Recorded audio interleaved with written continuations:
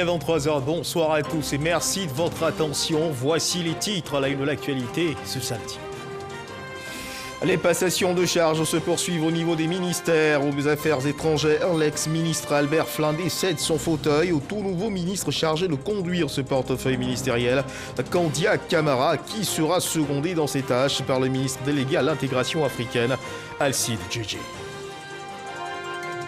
Aboundiali, la star du moment, s'appelle le balafon. L'instrument de musique traditionnel cristallise l'attention à travers le Djegele Festival.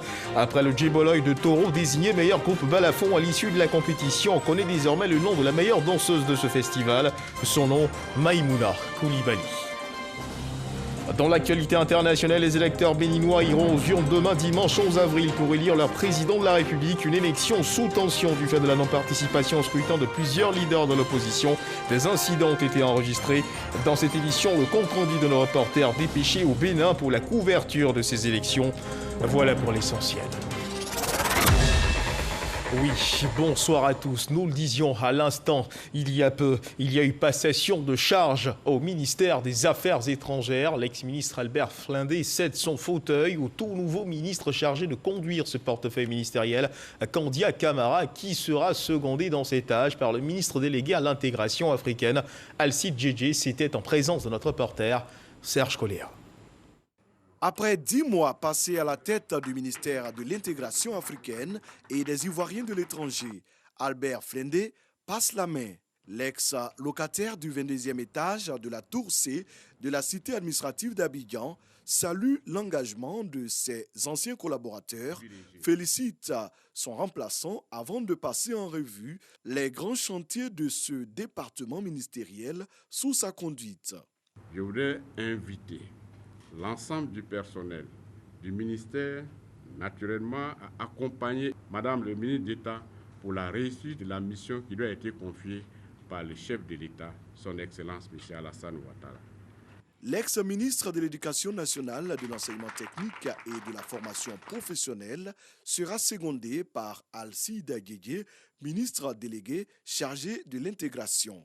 L'enjeu, vous vous en doutez, ce sera d'agir très activement dans l'intérêt de notre pays au sein des regroupements régionaux et sous-régionaux.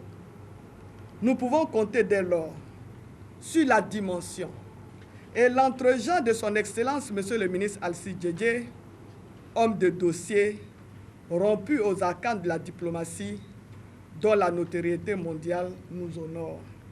Le nouveau gouvernement, dirigé par le Premier ministre Patrick Achi, se met progressivement en place. D'importants défis et challenges à relever, notamment pour les nouveaux ministres.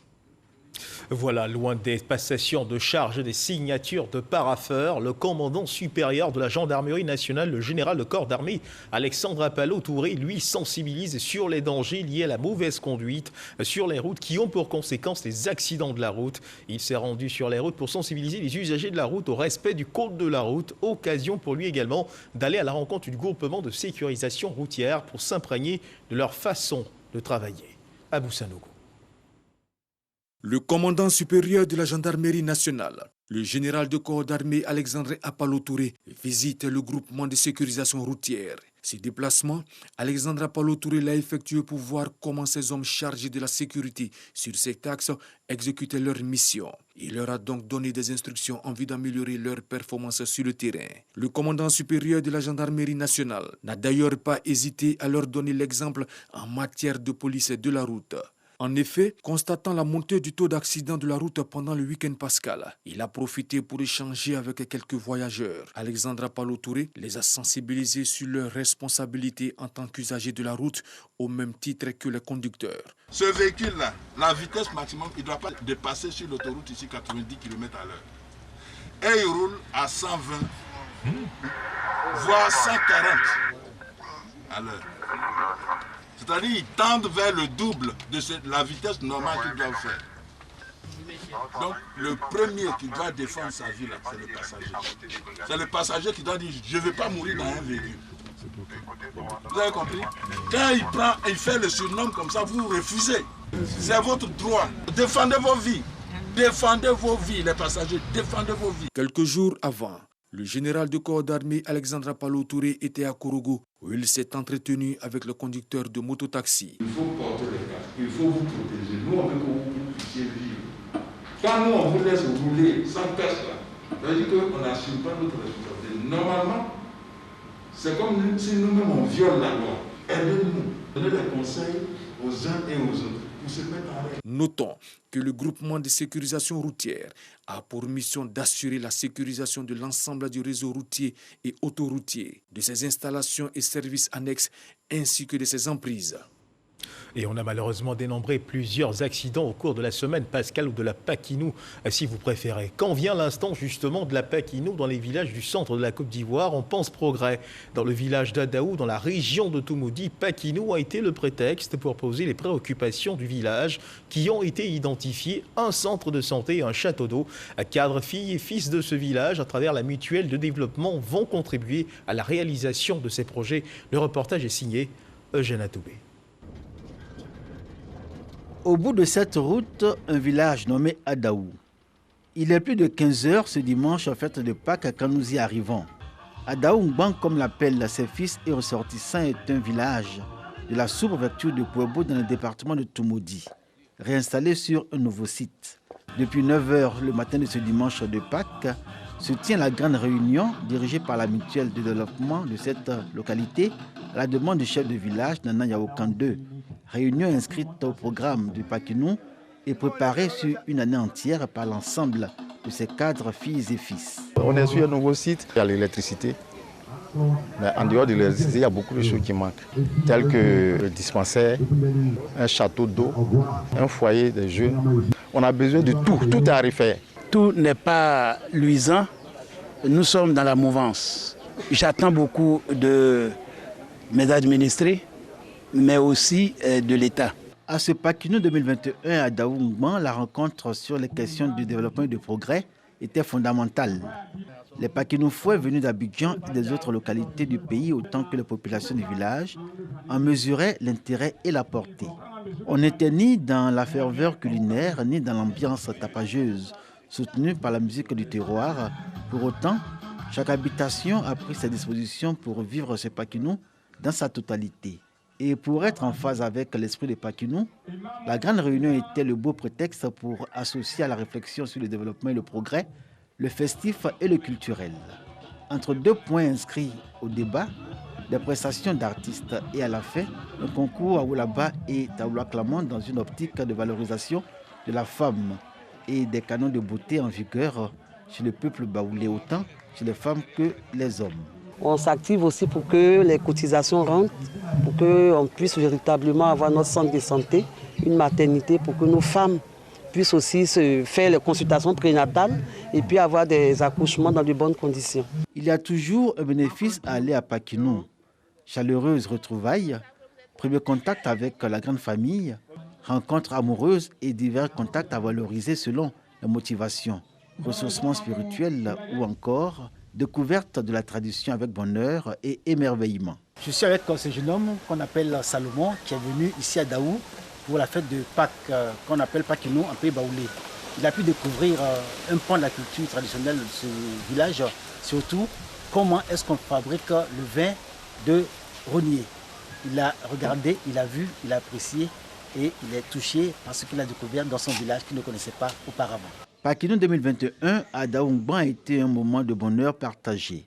Mais le vrai bonheur que recherchent les filles, fils et cadres, autant que la population de ce village, c'est le développement et le progrès avec pour point de départ la construction à Adaou d'un centre de santé et d'un château d'eau. Voilà, les Paquinoufouais qui ont donc parlé progrès à l'occasion de cette célébration. Grâce au programme national de développement et aussi aux actions combinées des cadres de la mutuelle Etrekpa du village d'Aboutoukro, village situé dans le département de Bokanda, dans la sous-préfecture de Kouadio-Blekro. Le village est désormais connecté au réseau électrique. Fini l'obscurité pour ce village dont les fils regroupés au sein de leur mutuelle ont lancé le projet de construction du tout premier centre de santé communautaire du village. Reportage. L'obscurité dès la tombée de la nuit, désormais un mauvais souvenir pour les habitants d'Aboutoukro dans la sous-préfecture de Kouadio-Blekro. Tous les villages ont de lumière. Ils ont débrouillé jusqu'à Dieu merci. on a eu courant. C'est à cause de nos enfants, on a eu courant. Je suis très ravie d'être ici pour célébrer la fête de la lumière. Je remercie aussi tous ceux qui ont participé à l'éclairage de ce village. Et cela permet aux villageois de faire quelques activités. Moment tant attendu par cette population qui salue de vive voix ce fruit du programme national de développement avec l'implication de la mutuelle Etrikpa. Pendant longtemps, nous sommes restés dans le noir et il a fallu que l'État de Côte d'Ivoire nous donne l'électrification. Aujourd'hui, nous sommes à Boutoukro pour dire merci pour l'électrification du village. Célébration de la lumière à Boutoukro, marquée par une cérémonie solennelle sur la place publique. Le sous-préfet de Kouadio-Blekro, s'adressant à ses administrés, les a encouragés à plus d'initiatives pour le développement de la localité. Je suis très heureux d'entendre ici qu'ici on ne parle pas de politique, parce que c'est des enfants d'une même mère. Et la mère ici, c'est le département de Bokanda. Nous devons nous attendre au développement, au jubilé de tous ces enfants. C'est ce que nous recherchons. Le député de Kouadio-Blekro, parrain de cette cérémonie, a assuré à Boutoukro de son soutien dans le combat contre la pauvreté. Dans cet élan, la mutuelle Etrikpa a posé la première pierre du centre de santé communautaire du village. Nous allons construire un centre de santé pour permettre à nos parents d'avoir un lieu pour se faire soigner. Également, à côté du centre de santé, une maternité pour faciliter les accouchements. Autre défi auquel seront confrontés les cadres d'Aboutoukro, l'adduction en eau potable, la construction d'une école primaire, la lutte contre l'orpaillage clandestin et surtout l'accès au réseau de téléphonie mobile. Et on change totalement de registre. Il est le plus ancien des partis politiques de Côte d'Ivoire. Le PDCI-RDA a 75 ans. Ce samedi, à son siège à Cocody, les festivités marquant ce nouvel âge ont été lancées par le président du parti, Henri Konan Bédié. Le PDCI-RDA entend ainsi renforcer son assise dans le pays ces prochaines années. C'est ce que nous dit Alexis Ouedraogo. Le PDCI-RDA a 75 ans. Ce samedi, à la maison du parti à Cocody, l'heure était au lancement des festivités, marquant ce nouvel âge autour du thème PDCI-RDA cap sur le centenaire. Le PDCI-RDA a gagné en dynamisme et présent sur l'étendue du territoire national. Cependant, force est de reconnaître que les actions engagées ces derniers temps ont révélé quelques faiblesses quant à la disponibilité réelle de nos délégations dans les activités majeures du PDCI-RDA sur le terrain. Nous nous donnerons ensemble les moyens de remédier à ces faiblesses à tous les niveaux de nos structures et organes, car comme dit le sage, on n'échoue pas, on apprend.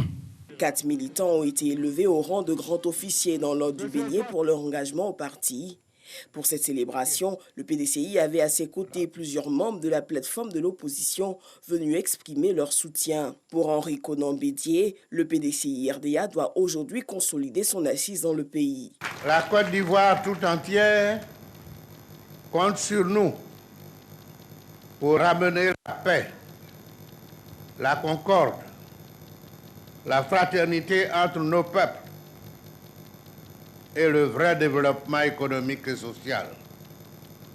Nous avons donc une grande responsabilité devant l'histoire et nous n'avons pas le droit de nous y dérober. Le PDCI-RDA doit donc créer les conditions de la confiance entre le peuple, la classe politique et les partenaires au développement. Le PDCI-RDA continuera sans relâche toutes les actions avec l'ensemble de l'opposition en vue de créer les conditions d'un climat politique apaisé, propice à la réconciliation. C'est le 9 avril 1946 que le PDCI voit le jour. Des prières dans les églises et les mosquées devront encadrer la célébration de ses 75 ans. La commission électorale indépendante, la CEI, renforce les capacités de ses membres sur la question du genre dans les processus électoraux. Elle a mis sur pied une commission thématique genre à cet effet. Ils se sont appropriés les problématiques liées au genre et leurs enjeux au cours d'un atelier à Grand-Bassam tenu du 6 au 10 avril.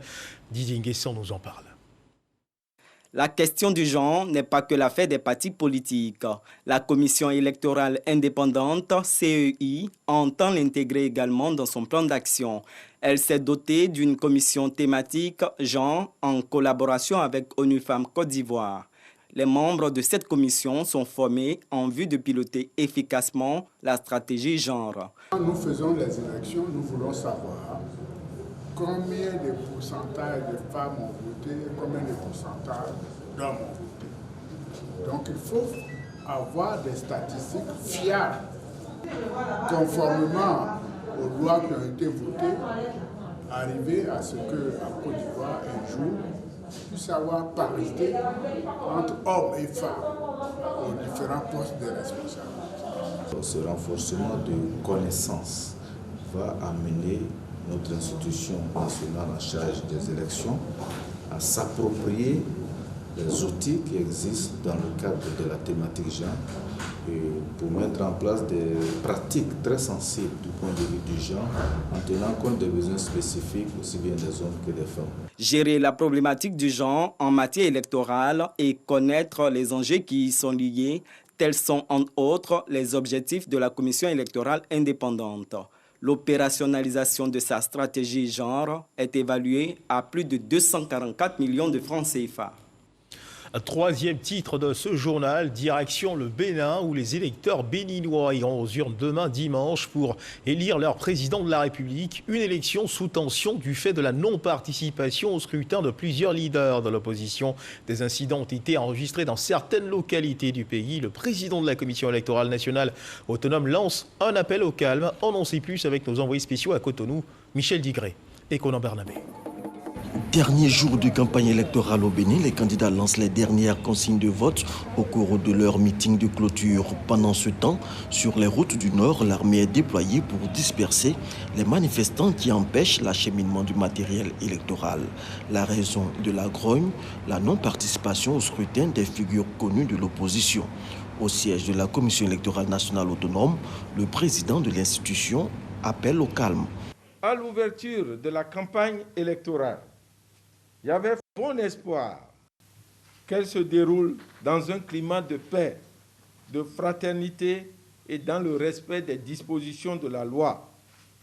Cet appel n'a malheureusement pas été entendu par tous, puisque des incidents ont été observés dans certaines localités. J'ai bon espoir que ce dimanche 11 avril, la raison l'emportera enfin sur la passion afin que le scrutin se déroule sous de meilleurs auspices.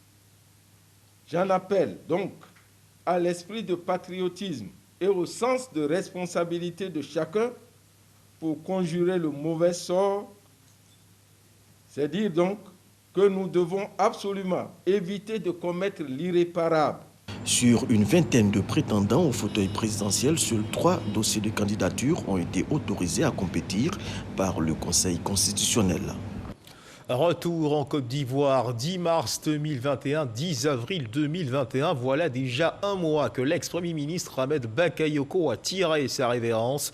Les populations continuent de chérir son souvenir, son successeur. Le nouveau chef du gouvernement, Patrick Hachi, a fait une demande de messe d'action de grâce en sa mémoire qui s'est tenue ce samedi même à 19h à l'église Notre-Dame de la Tendresse de la Riviera. Un moment de recueillement et de prière pour le repos de son âme et de soutien à son épouse ainsi qu'à leurs enfants. Un mot de littérature à présent. Auteur à succès de plusieurs ouvrages, Serge Taïgba vient de proposer son dernier livre intitulé « Vos enfants plus brillants ». C'est une excursion littéraire qui renseigne sur le leadership parental avec pour objectif de réveiller le génie et le leader qui sommeillent en vos enfants. La présentation officielle de l'ouvrage a été marquée par des échanges entre les parents invités et l'auteur qui est par ailleurs stratégiste en performance personnelle et professionnelle. Walter Amadou Ouattara. Vos enfants plus brillants, c'est possible. Si vous manquez d'idées, le dernier livre de Serge Taïba, Coach en performance et productivité personnelle, va certainement vous aider. Dans son livre « Vos enfants plus brillants », l'auteur aborde des points qu'il définit comme révolutionnaires afin de mieux comprendre le comportement des enfants. Objectif, avoir une meilleure influence sur eux en tant que leader. En réalité, le leadership, c'est influencer. Mais comment rendre cette influence-là positive? Et c'est ce que j'aborde dans ce livre.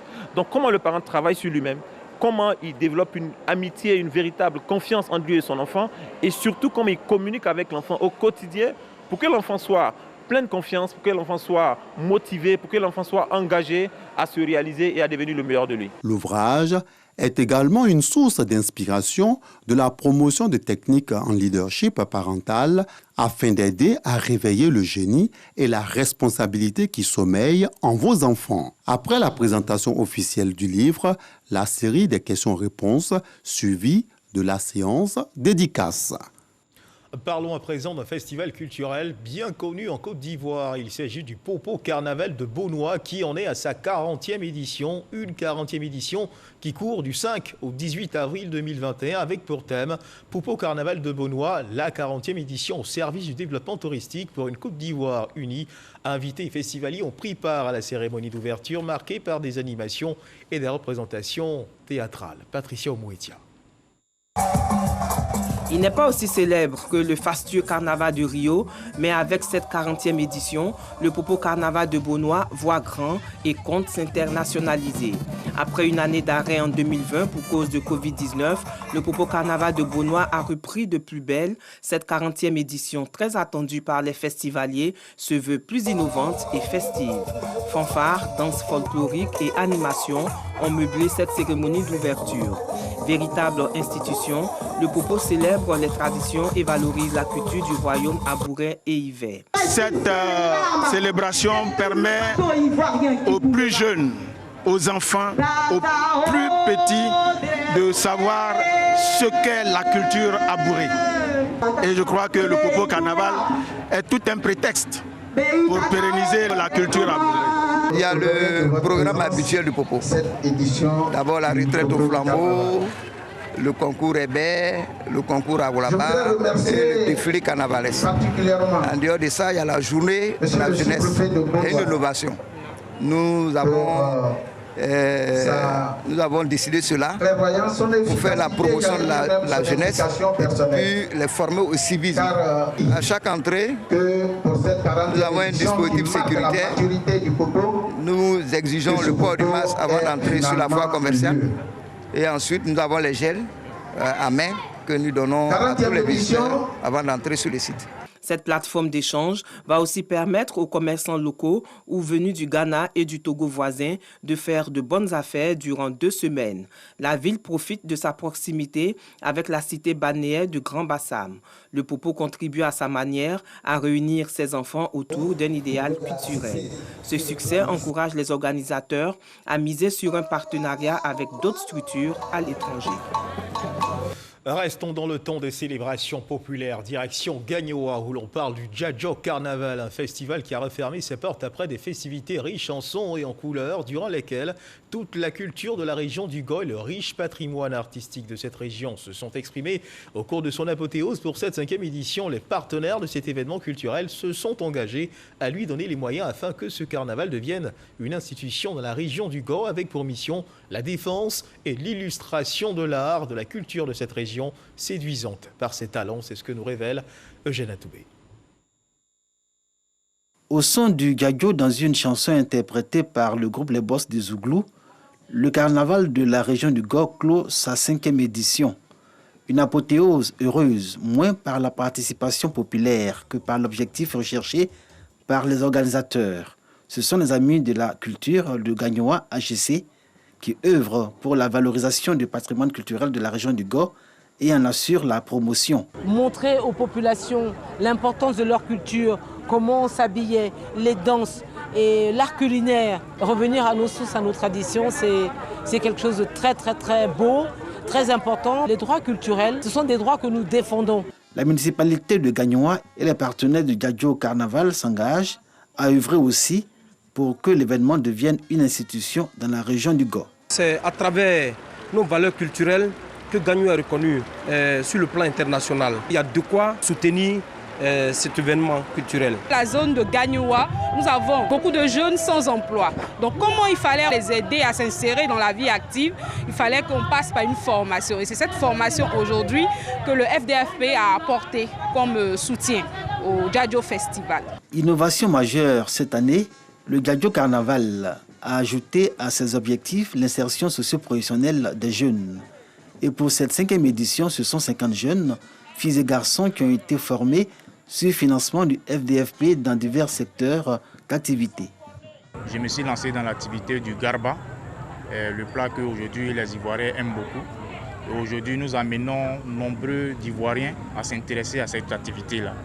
Donc, chose que j'ai choisie et pour donner un autre visage à cette activité à travers le Djadjo, qui a permis à toutes les couches, je dirais, des jeunes et différentes activités à vraiment s'intéresser à l'entrepreneuriat. Pour nous, tout part de la formation, c'est important pour pouvoir bien assimiler, pour pouvoir bien prendre en compte nos volets culturels. Il faut être formé, il faut savoir d'abord ce que tu apprends. Donc c'est important pour nous d'introduire le volet formation. Pour nous, c'est important que les jeunes se prennent en charge. C'est important qu'ils aient du boulot, qu'ils soient formés pour entreprendre eux-mêmes. Pour les futures éditions, le Djadjo Carnaval envisage de mettre un accent particulier sur les métiers liés au secteur artisanat, tourisme et culture. L'enjeu, faire du Go une région de référence dans l'univers culturel en Côte d'Ivoire. On parle toujours de culture. Maïmouna Koulibaly a été désignée vainqueur du concours de danse au festival du Balafon dénommé Djegeli Festival dans la Bagoué. Le concours de danse a été la dernière étape de ce rendez-vous de la promotion de la culture musicale traditionnelle qui a réuni des artistes venus également du Mali et du Burkina Faso. Témoin de ce festival, Issa Chonoyeo.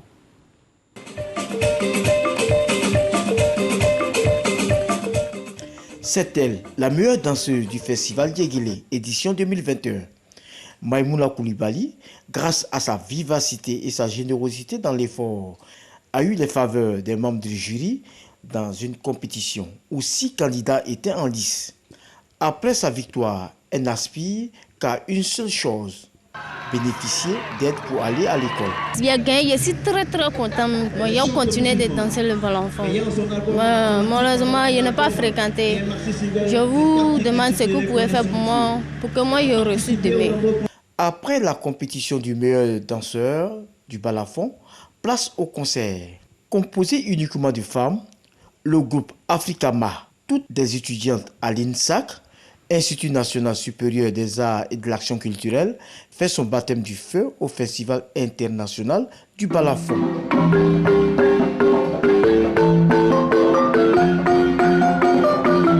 Ce 5e festival Djegeli est dominé par la présence féminine. Traoré Aïcha, une chanteuse bien connue dans le milieu mandingue en Côte d'Ivoire, donne de la voix.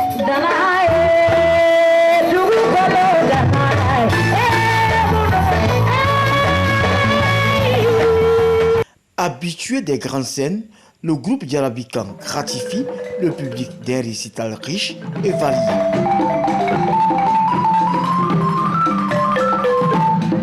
Le festival Djegeli, c'est aussi la présence des groupes venus d'ailleurs.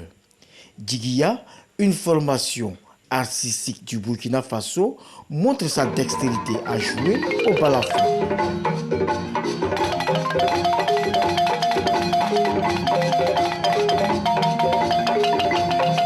Je demande à tous les jeunes dans l'Afrique, tout le monde n'a qu'à prendre au sérieux à jouer le balafon. C'est un instrument qui est partout, très important, qui dit beaucoup de mélodies dans les balafons comme tu veux.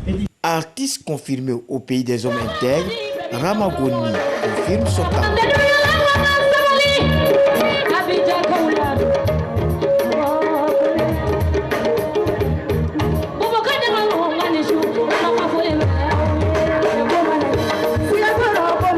Une bonne brochette d'artistes d'ici et du Burkina Faso qui a tenu le public en haleine pendant plus de 4 heures de spectacle.